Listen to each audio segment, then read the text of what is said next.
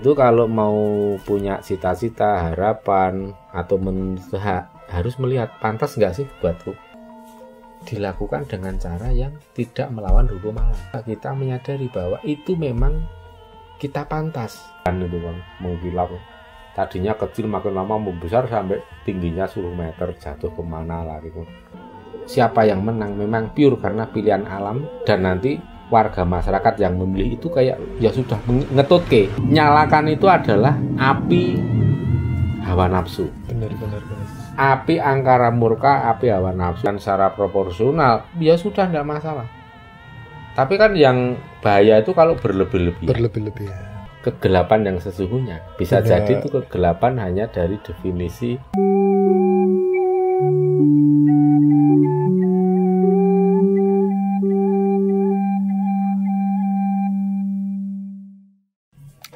Oke Romo, menurut Romo sebenarnya sumber penderitaan manusia itu keinginan yang seperti apa Romo?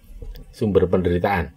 Ya keinginan yang tidak yang tidak pantas, tidak sesuai asas kepantasan dirinya. Jadi orang itu kalau mau punya cita-cita, harapan, atau harus melihat pantas nggak sih buatku. Kita boleh menuntut hak, kita boleh untuk mengejar kekayaan, mengejar ilmu pengetahuan, apapun boleh yang sifatnya prestasi yang besar itu boleh. Tapi dilakukan dengan cara yang tidak melawan hukum alam. Itu. Yang kedua, kita menyadari bahwa itu memang kita pantas. Sekarang ini wae Mas. Contoh ekstrim. Bocah lagi SMP wae rung lulus, mengharapkan diberi ijazah SMA bahkan ijazah kuliah, sarjana, kan tidak pantas. Tapi mungkin nggak bisa, ya? Mungkin nggak bisa dikasih itu, mungkin tidak anak itu bisa menerima, meskipun nggak pantas gitu loh. Bisa, tapi itu melawan hukum alam. Konsekuensinya nanti di belakang. Konsekuensinya di belakang. Sekarang contoh yang paling konkret. Dulu kalau pemilihan lurah itu kan ada Mas, yang namanya pulung wahyu itu bisa dilihat. Benar. Dan zaman dulu tidak ada money politik. Ini wong do tirakat supaya iso untuk wahyu, untuk pulung berupa cahaya. Saya dulu sering melihat kok cahayanya kayak berlian itu Bang, mengkilap. Tadinya kecil makin lama membesar sampai tingginya 10 meter, jatuh kemana lah gitu. Dan itu pun bisa diperebutkan, ditarik-tarik. Nah, itu kan alam semesta yang memilih akan jatuh ke orang yang paling pantas. Di antara jago ini yang paling pantas mana? Ya? Alam semesta yang memilih. Nah, berarti yang pantas dia jatuh ke Mas Rozi. Ya wes iki sik paling pantas. Tapi itu kan bisa dibubrahke dengan uang. Nah, ini menarik ini. Ini pengalaman pribadi saya. Nah, ini belum cerita ini. Belum satu bulan lah. Mungkin kurang lebih lah 1 bulan kemarin itu saya berkesempatan untuk mengikuti kontestasi pemilihan kepala desa di desa sana. Nah, ini yang menarik, selisih angka antara yang terpilih dan saya yang belum berkesempatan itu cuma 30 angka. Artinya 30 orang ya? 30 orang. Itu kurang lebih hak pemilih tetapnya ada 2.707. 2.707 diperebutkan 2 jago. Cuma 2 jago. 2 jago. Dan selisihnya 30. Nah, itu loh. Ya, menarik banget ini. Memang terus gimana? Secara garis besar memang kita secara finansial ya sewajarnya. Tapi nggak tahu kalau di sebelah sana. Tapi yang move sekarang itu memang dia menggunakan, kalau orang Jawa itu apa ya, serangan fajar lah. Ya itu fine aja lah, mau mereka punya.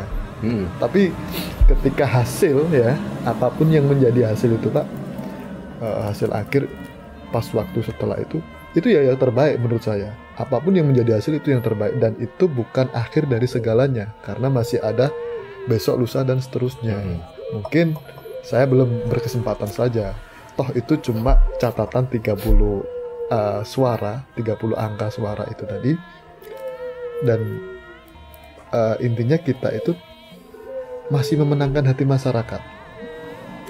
Karena selisih segitu loh Pak, dengan perbandingan modal yang kita pakai seperti itu. Kan selisih 30 itu kan nanti sebagian itu kan keluarganya si rival. Iya. Artinya kan ya mungkin 30 itu nanti yang 15 keluarga sendiri, atau bisa mungkin jadi 30 itu ya keluarganya semua itu. Dan intinya kalau kita kaitkan dengan yang namanya pulung tadi, berarti kan uang itu masih berbicara sekali.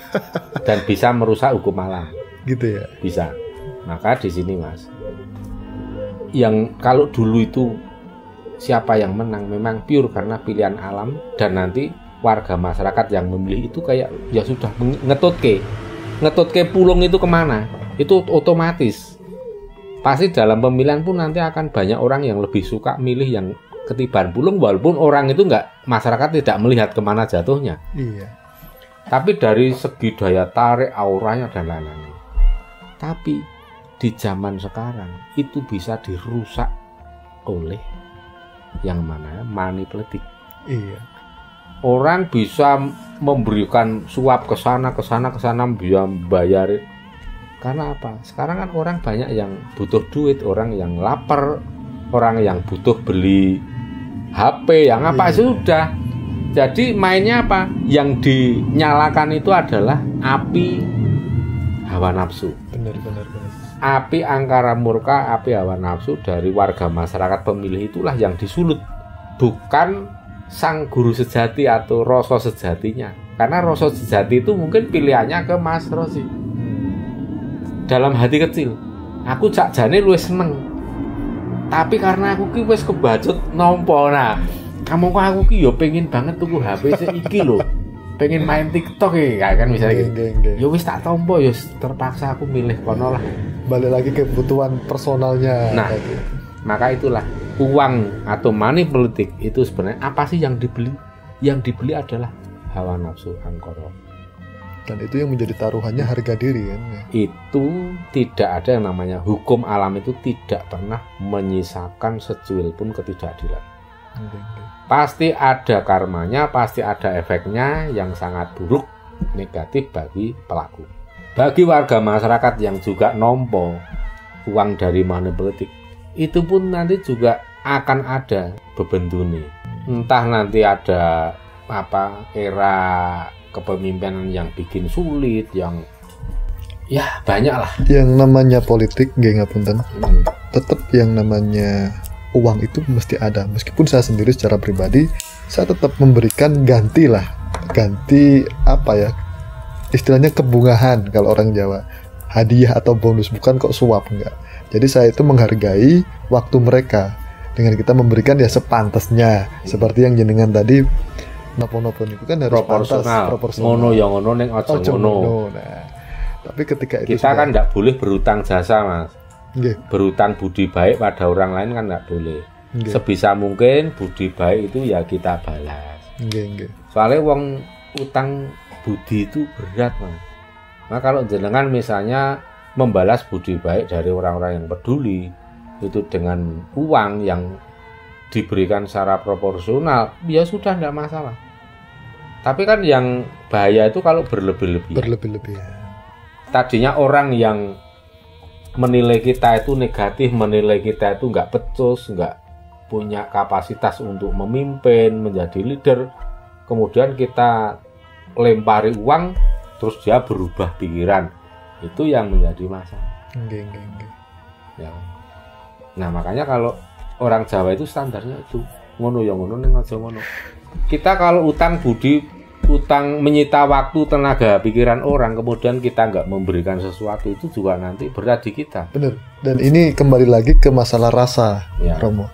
Jadi setelah kontestasi itu berlalu, ya sudah, karena dari awal kita sudah berpikir matang-matang ketika kita ikut kontestasi itu yang menjadi konsekuensinya apa.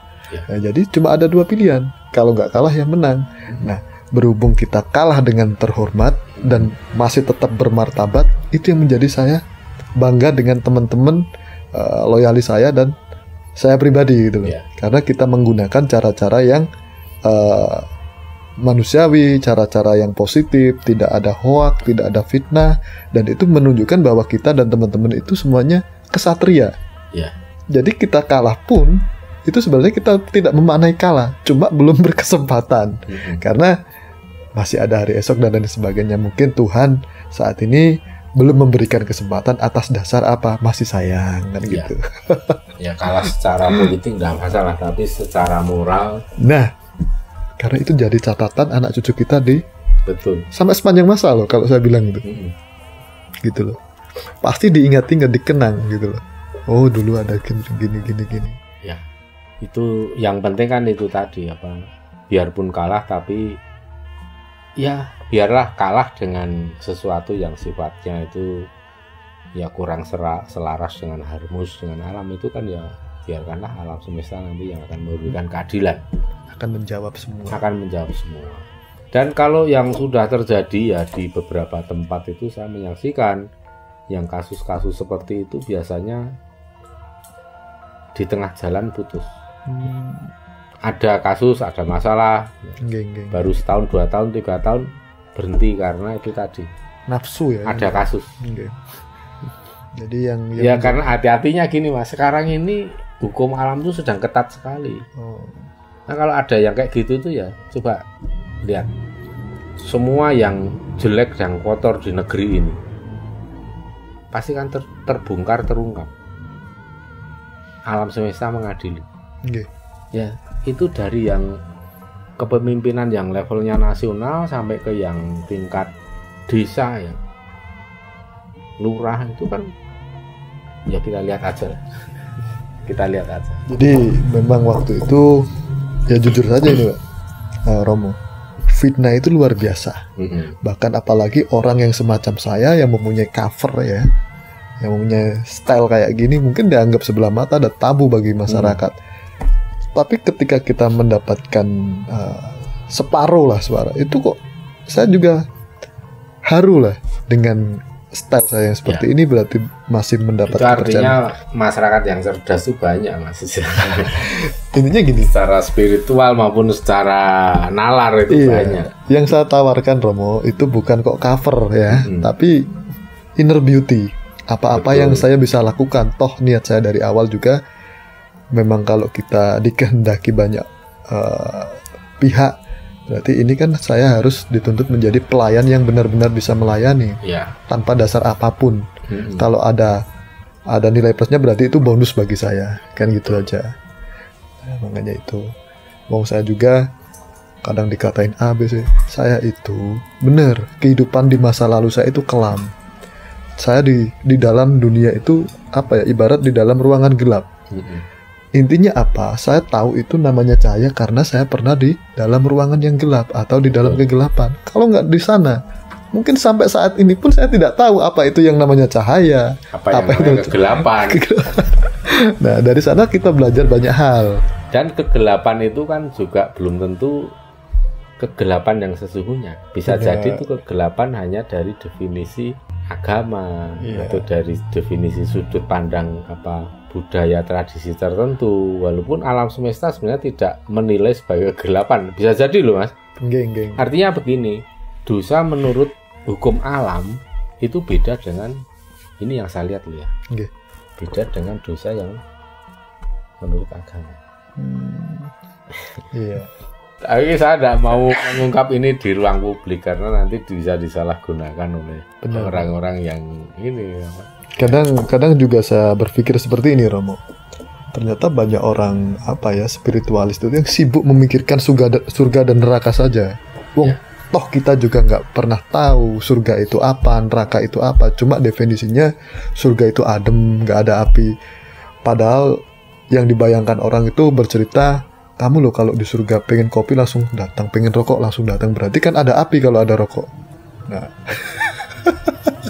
Nah itu saya makin bertanya-tanya. Segala permintaan dipenuhi. Sedangkan katanya di surga itu tidak ada api sedikit pun. Kenapa kok ada rokok gitu loh? Kenapa kok ada ikan bakar sama memang pengen ikan bakar langsung muncul? Berarti kan ada api. Nah ini jangan-jangan yang namanya surga dan neraka itu cuma dijadikan. Kalau saya dulu ekstrim Mas mikirnya. Gimana? Kalau orang yang masuk surga itu permintaan apapun boleh akan diberikan dan dikabulkan Tuhan. Ya sudah, kalau memang orang yang masuk surga itu ya minta supaya orang yang kecemplung ngerokok itu dibebaskan semua. Iya. Loh, itu permintaan yang luar biasa. Loh, iya kan? Tidak semua orang bisa berpikir ke sana, Romo. Makanya kalau memang orang yang masuk surga itu apapun permintaannya kan dipenuhi Tuhan. Ya sudah kalau gitu minta aja, itu orang-orang yang dimasukkan neraka itu dibebaskan semua.